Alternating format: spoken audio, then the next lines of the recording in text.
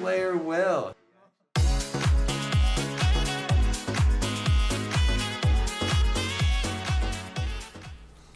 Welcome back, Visions fans. Ready Player Will here. This is day 2 of Class Match, and I figured actually record myself one of these days as a little bit of a showcase, talk through some of the strategy of what I'm doing to approach it.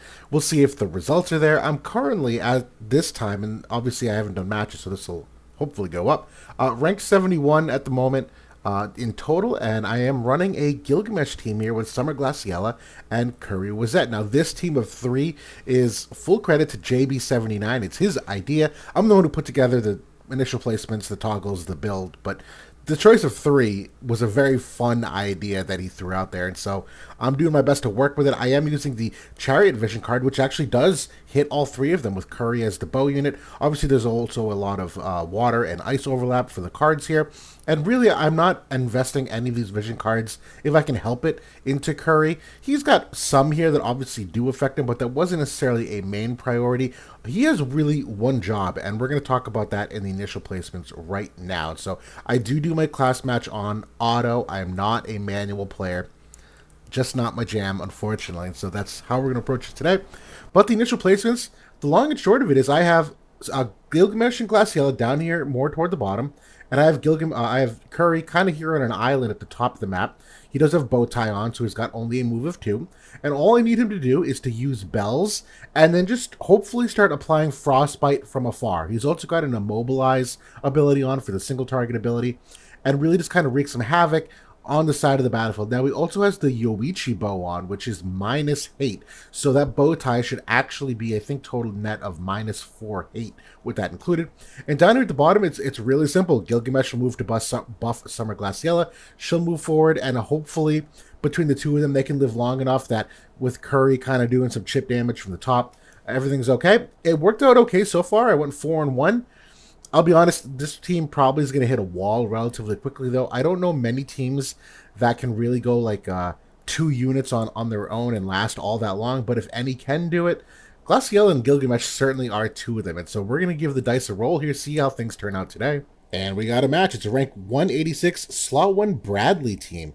Now, I'm very interested to see what everyone else is doing for teams, quite honestly, because the cost limitation here is unit cost of 250. So I would imagine a Slime, maybe Balo here for a lot of these Earth-oriented teams. It does appear to be a Balo, and this is likely a very competitive team. And he's using a similar strategy to me in terms of Balo on an island. We saw XBR Black use the same positioning strategy to win the PvP championship. I have no doubt, very viable here. Bradley is the fastest on their team where moves to buff Mont. Now, the interesting thing here is how polar opposite we are. I am intrigued to see if I can kill Balo in time and whether or not my Curry gets taken out early. So he does get baited here early. That's one of the things I'm tinkering with is the range on him. I have the bow tie there obviously to help with some of that range to make sure that he can't move 3 squares to attack, but obviously didn't make a difference there. For Gilgamesh, there's the courage with the follow-up ability. I did land the Frostbite on him, though. That's actually big because Frostbite overrides AP Restore. So in lieu of a Veritas of the Wind TMR, I believe the way this works is that even if he regens health, the Frostbite nullifies it and then reduces it as well. We'll have to examine that interaction, but I know it can get kind of weird. I'm surprised Curry didn't use these bells there. I'm kind of sad. That seems irregular that he would not buff considering no one was in range. Here comes a physical barrier coming out for Bradley. Okay, so he did not regen any AP, and 19 was taken away. That's kind of what I thought would happen with that interaction with AP, Restore, and Frostbite. He gets taken down. He's going to proc the re-raise. I think there should be a follow-up attack here from Gilgamesh. Still pending. There is. 3,200, not a ton of damage, but Glass is unfortunately already at 1 AP, so she's out of AP at the moment, going to make the rest of the fight very difficult. Curry, I don't know what this guy's doing. Unfortunately, I'm going to have to rethink that. Maybe I'll just have to take off the range on him. But here comes the limit break from Gilgamesh. This will also apply Frostbite. It's the guaranteed hit. Obviously, a ton of damage. Oh my god, it one-shots him. It's also a percent damage increase for Gilgamesh, so this should help in the ensuing hits.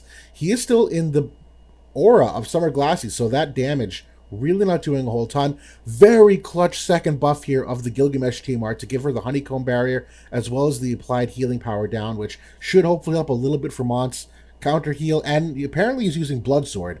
That's I get missing. Oh my god, I gotta change that. Apparently he's using Blood Sword to regen some of that. Oh my god, almost one taps him. I wish he had. That would have been really clutch to ensuring this fight ends as it should. Bradley coming in here, more calculated Ren. The damage starting to accumulate with those chains. Mont will be able to capitalize on the chains. I'm not very accurate here, so he is running apparently some kind of luck on this team, despite the fact that it's not really like a true evade team. I don't like to see that. Obviously, Glassy does give an aura effect that has 40% accuracy up for Gilgamesh. Courage is proc for both. Curry, can you do anything, dude? Finally hits someone, gets a fair amount of AP back, but probably too little too late. Even I miss on that. This is ugly. I'm going to have to rethink this because now I'm also out of AP. Glassy, this doesn't matter at this point. They're too high in health and too potent in their abilities. This fucking sucks. Curry's going to die. This feels like shit. All right, I'm throwing some luck vision cards in here. We're changing this around. Yeah. Gilgamesh is dead. Now it's just a matter of time. This is one of those moments you just watch, and although people might leave a match early, I never leave a match early because in the back of my head there's that 1% chance that I'm like, maybe they'll disconnect, and if they do, I win. So like, I know it's tempting to be like, I lost, let me leave. Do not leave early. Wait for the disconnect. So unfortunately, get taken out there. This is where I absolutely need some tweaks. There is some like straight up unacceptable things happening there.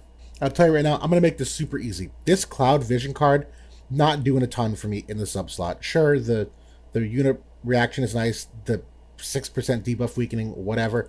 This is just going straight old, good old-fashioned Secrets of the Heart. I'm not risking that. I'm getting that luck in the sub slot. Second thing here, I had put HP stones on Curry, thinking that maybe they'd be enough to let him live through an attack just with the extra 5%. I'll be honest, there's not a chance in heck he's living through, even with the HP stones, because his HP level is just too low and the power creep in the game is too high. So I'm just going to flat out transition these to luck stones, some generic element res, just to keep some of that survivability. And I think that's okay. The only other thing I'm really kind of thinking about here is the range, and he does have range +2 here, or range +1 on the passive. I am wondering if there's anything else here I can use. Probably not. I don't really care to. If anything, this might be one of those opportunities where I just reevaluate the initial placement and see if I can't put him one row further back. And I really can't. I think I'm just stuck with the fact that he might be bait potential this whole time. I do need to check that TMR toggle because I did want him to have Zizabels on. Why? Oh, they probably used Veritas of the Wind TMR, now that I think about it. And you know what? Because of that, that's going to be common here, I think. I'm actually going to make this switch. I'm actually going to give the bells to Gilgamesh, and this is purely for agility. I don't intend on him actually ever using it, but I'm actually going to give Curry the Ketone TMR instead, which this is further hate, negative hate, also lowers AP consumption, the reaction block rate. I'll take this. There is a small piece of me that does want to play with the idea of using the Sephiroth TMR that just came out recently as well, where this TMR is accuracy up and haste for 4 turns. That, you know, for Curry, who's kind of out there on an island, maybe not a bad idea. For now, I'm going to keep this just because his agility is already pretty low, and I really do want him to just have the AP to land consistent hits, not necessarily to get any advantages in the turn order. So I'm gonna hold strong on this for the moment. And here we go, another Ashen King Mont team. If this is another Balo team, it should be. This is a very difficult team to take down for a variety of reasons. It's namely because it does destroy my AP values by the time I actually get through the Balo. If you throw a Veritas of the Wind TMR, he's using a Gilgamesh iteration here, so it does not have the Bradley, which honestly I like. The problem with Bradley is just that he accumulates Earth slash chains so easily that Ashen King Mont really can capitalize very simply on them. Now the initial placements here, Gilgamesh is going to get his second buff off. That's the most important thing, quite frankly. I must have that at all times because that's his follow-up damage. Curry, though, I don't think is going to get baited this time. I think they are just further down enough the map that he should be able to use the TMR here. So that's the hate down, the reduction in AP cost, which is the primary motivator of that now. There's the Veritas of the Wind TMR, which is great because that would have nullified the AP restore. So this does apparently seem to be relatively common for TMR usage. Not surprising. Doesn't really hurt. Gilgamesh, Glassy, we saw she runs out fairly decently, but we'll see if Curry can't be a more meaningful contributor this time. And I would imagine the hit rates here should be a lot better against this team, where that Mono Earth team does have a lot of evasion-based cards. This overlap with Ice doesn't, and so I would be shocked. Now, hopefully the Frostbite, or at least something can be applied. Doesn't seem like it. There's no third buff turned on for Gilgamesh. That's very interesting. Here I come in with the Limit Break to start on Balo, and we did see this one-shot him last time. So if that's the case and I can one-shot him again, that would obviously be great to immediately proc the re-raise. It doesn't. I still get the Frostbites. That doesn't really mean much for Balo, though. All he ever really does is Taunting Blade, so it doesn't really matter. I don't like this King Mont already, though. He's using Limit Break here. He's going to get Haste online. I don't think I have anything to really dispel Haste here at the moment, so I'm going to quickly fall behind in the turn order. Decent amount of damage with the follow-up attacks there. Glassy should hopefully go back to full, and she does. Balo, I imagine, would use Taunting Blade here. That's typically... Although he may not have AP, so he uses Trinity Burst instead. Not that that necessarily matters, but it kind of does. Because that brings Balo from what? Like, Bowtie hate to no hate. That Taunting Blade would be like 14 or 14 extra hate. Decent amount of damage there. Balo wasn't able to do anything there because of the Veritas TMR. So Curry now, okay. I have Sharpshoot on for those accuracy reasons, but as we saw last match, the AI didn't really care about that, did they? So I'm probably going to turn that one off. He really should be using more impactful abilities. His job is not to do damage. He doesn't do nearly enough damage to matter. I think my Glassy can still at least live through this with her courage, so she will be alive for another turn, but this obviously isn't looking good at the moment. Gilgamesh going to come in here. It's a lot of damage. That's the 120 ability with the Spirit Pen up, but I don't know if he's going to last much longer here with Glassy about to go down. There's going to be a lot of extra damage here from the follow-up attacks incoming. There's one. Gilgamesh apparently is out of follow-up attacks on his team, which bodes well enough for me. I get the courage, but I will have an opportunity. No, I actually will not regen any health from this. So, Curry, can you do anything, buddy? Finally. Works as intended. Probably too little too late, though, because I... Wait a minute. They don't have any way to regen AP. Regen HP. In the most clutch way possible, Curry might be able to kill both of them at 1 HP at courage. Does Gilgamesh have his heal enabled? He's got a heal in the sub job. He does. I was hoping he did it. I could have done it. I could have done it. Oh, if he stayed at courage, Curry could have killed both. There's no chance he does. He's going to get one shot right here. Yeah. Oh, no. All right. We're 0-2. This team, not great. Not great. Okay, we're back and put a couple tweaks in. So I am going to shift to the Sephiroth TMR here for the accuracy and the haste. I actually got him up to 97 faith as well. He was 75 faith before for no other reason than I was lazy and didn't feel like spending the time to increase it. I changed that. He should be 97 faith. And then I'm actually changing this to regular Odin as well for the increased accuracy, the human killer. I really can't afford to have him miss anything. He is just a frostbite bot, and I only have the immobilize ability turned on as well because just being able to split that team up a bit really will help me, chain them down a little easier individually. And so with those tweaks in mind, we're going to keep going here with the same team. Haven't changed the positioning. It's really just some of the AI and the RNG that I really need to shift. And I think Curry's one of the weak spots at the moment where Glassy and Gilgamesh are as fine as they could be, 2 versus 1 or 2 versus 2 down there at the bottom. I just need Curry to actually do his damn job.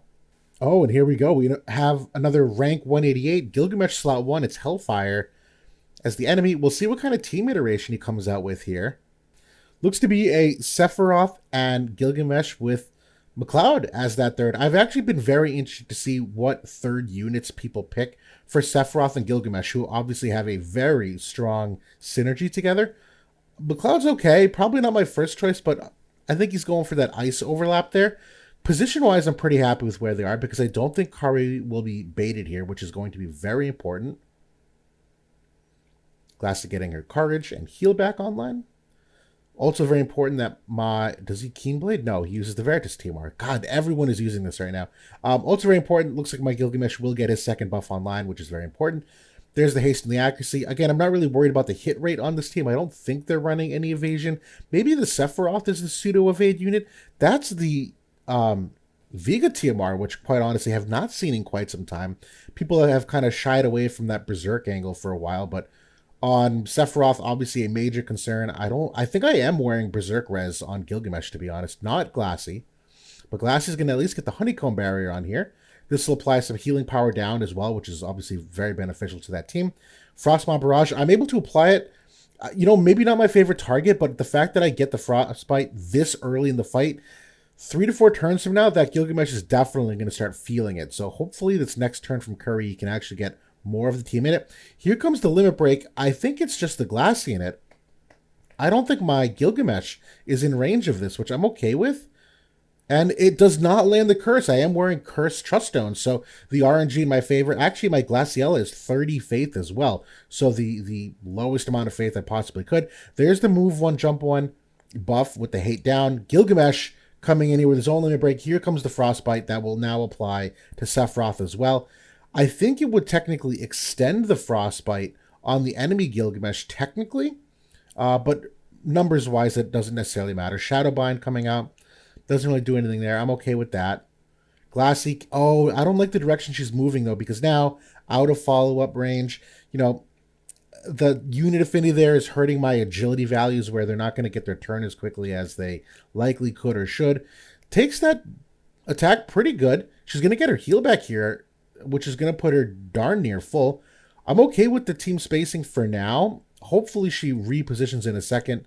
AP Break Lance is really going to hurt her AP levels. There's the follow-up damage. Brings Gilgamesh back to full health. Now it's his turn to go.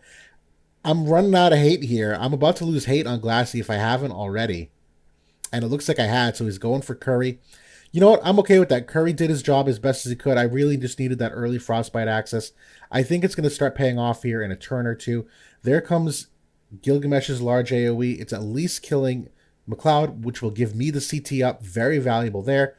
I am hoping she gets a physical barrier here that actually does help a significant amount versus Sephiroth, who has no barrier break, is brought down. This is not going to do any damage to her, or barely, I'm sorry, because it's a percentage barrier. 476 damage.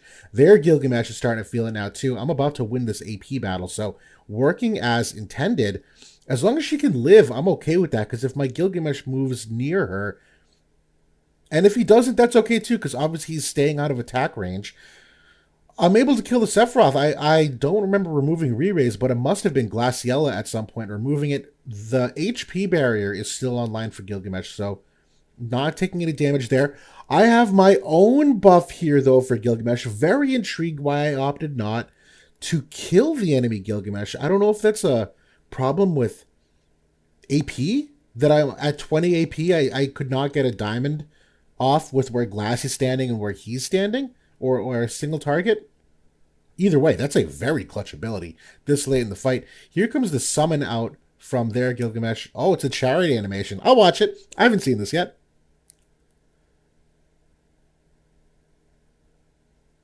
Oh. Cool. I like it. There's the Frostbite applied as part of the summon effect.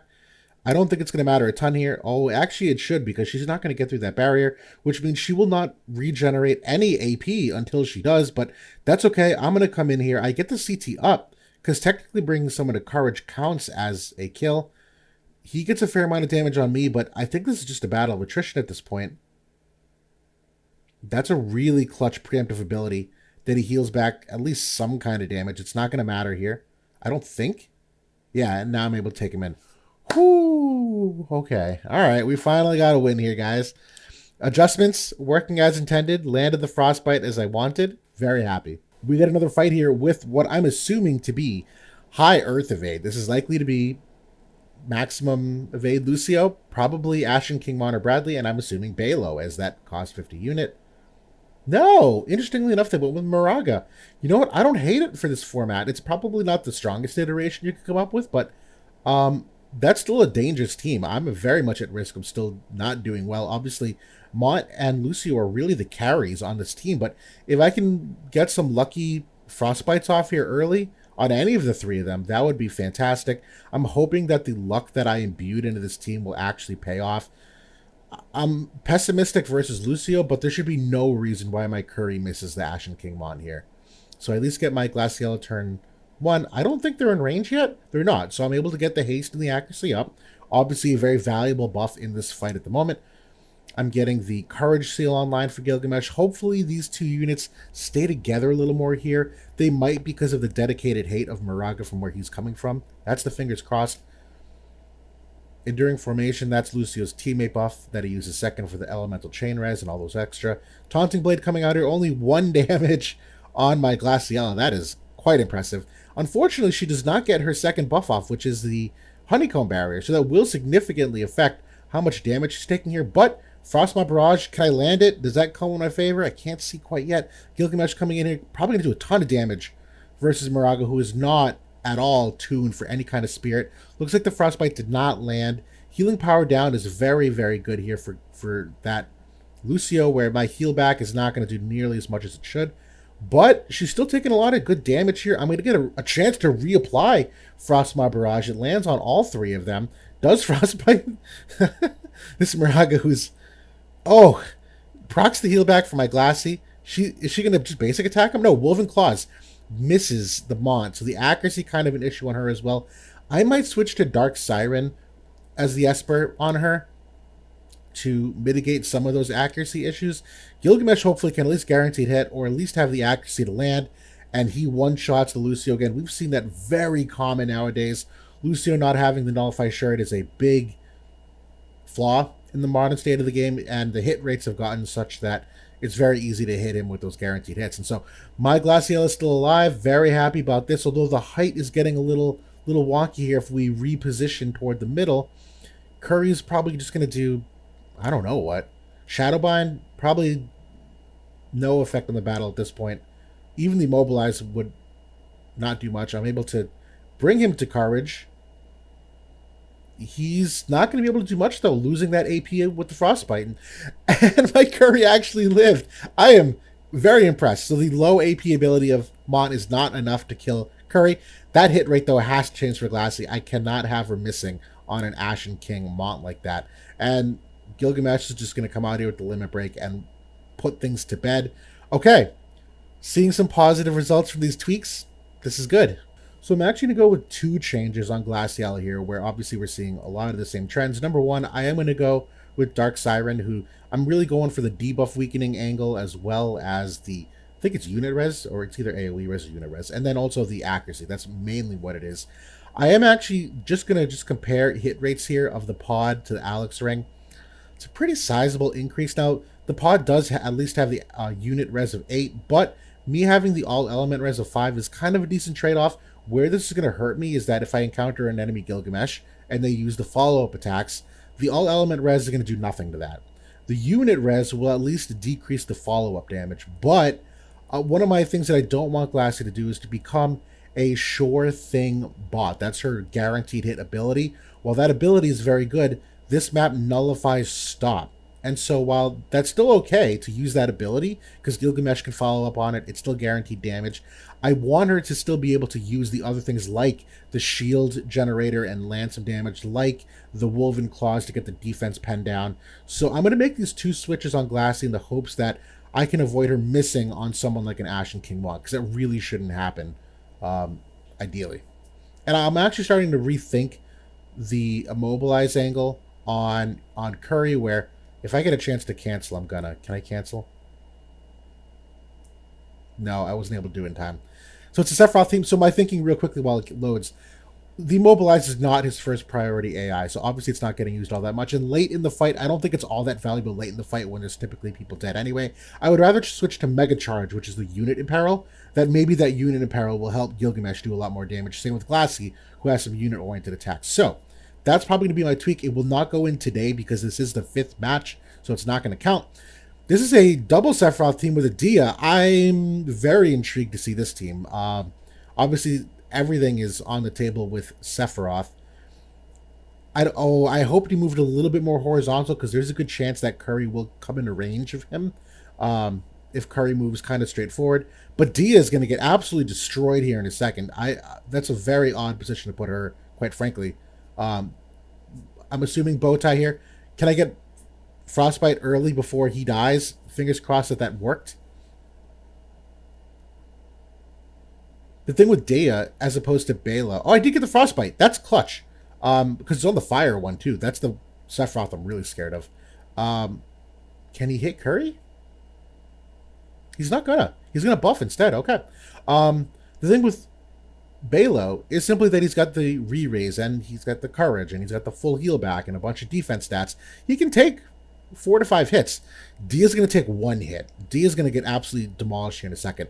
I'm still going to get the haste and the accuracy up. This is exceptionally good this late in the fight where I think both those Sephiroths are going to continue moving downward here. Yeah, she's already dead.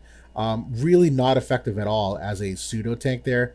To the extent that like Balo typically is, or even Halloween Lucio. A lot of people do that. They put the bow tie on Halloween Lucio with the hopes that he can evade some hits and last long enough to still be like a evade tank of sorts. And one of the problems moving toward the middle of the map like this is we are going to get into some territory where the heights are going to start to go beyond height 2, which is going to affect the aura of Glaciella and the follow-up range of Gilgamesh. So this could get weird in a second here for me. Hopefully it doesn't. That Sephiroth is likely to be in range. I would think now Hell's Gate coming in, going to break barriers, which is Gilgamesh's HP barrier. That's actually a very good value add. But their Sephiroth is not going to be able to do anything here to me. He's going to basic attack. 2,900 critical damage is a lot for a basic attack. Curry, Frostmob Barrage still coming out. Hopefully reapplying Frostbite. I think that's really the only benefit there. Woven Claws, very clutch here. I remove the re-raise on that Sephiroth. That's very important. Also remove or reduce the defense pen down on the other Sephiroth. I'm going to hit the dark one here. I almost take him out. I would have liked to have... No, actually, that's good. I'm not really afraid of this fire Sephiroth at the moment with no AP. He really can't do anything to me as long as he doesn't have AP. And so we're getting the Odin summon, which actually is kind of nice. You know, that critical damage does matter quite often in these fights. Here comes enemy Seph, who's chock load of AP. Glass is going to take that hit like a champ. Enemy Seph is going to have a chance to go basic attack her, I would think. Yep. Still decent damage on a basic attack, to be honest. Glass is getting low on AP here now. Slight Delight. Oh. I wish that was a critical hit. So close to finishing him off. It's not the end of the world. Obviously, this fight's basically over, but would have been nice just to put the nail in the coffin. Hopefully, does Curry land the finishing hit on him? Yes. Curry, MVP here. Thank you. Okay. We made some adjustments. Very good adjustments. And namely, just to recap what we did from the start until now. Number one, I increased the luck and accuracy of this team substantially. Not only did I change Espers, I went with the Odin Esper and the Dark Siren Esper, but I added in things like the Alex Ring. I put the Secrets of the Heart Subvision card in here. I changed Curry's Truststone on the left side from HP to luck as well. The Sephiroth TMR is also part of that. I also made the adjustment of the faith on him. I went from 75 to 97 because he should not be at 75 faith. That was just lazy of me. And other than that, I think the rest of the team still functioned as intended. So I'm going to keep rolling with this tomorrow. The only toggle switch I'm going to make, as I mentioned, is that for Curry, I'm going to turn on Mega Charge and I'm going to turn off Shadowbind. Oh, wait a minute. You know what? I'm not going to do that. Let me talk through the reason why. Number one, this is pretty expensive. 28 AP as an ability. Shadowbind is much cheaper. Number two, the reaction decrease here actually is very important to me. Late in a fight, the last thing I want is for an enemy to get lucky with counter abilities, whether that's a reflex, a preemptive hit, whatever it may be, a heal back. I don't want that happening. So it's not just the immobilized. There really is some extra value here with the reaction block. But more than anything, one of my biggest fears still is that if he uses Mega Charge because it's the most damage and he prefers this instead of Frostmob Barrage, that's a massive, massive miss. this should absolutely be the priority. So I'm not even going to risk it by putting this on and potentially being more damaged than it. So I'm going to hold still on those tweaks. But that's it for now. Hopefully that was fun and insightful to watch and see some of the theory crafting that goes behind it. I did end up at rank 31 for the moment. That will obviously fall as people do their day 2 and day 3 fights. But for now, I'm pretty happy. And thanks for watching. I'll talk to y'all soon.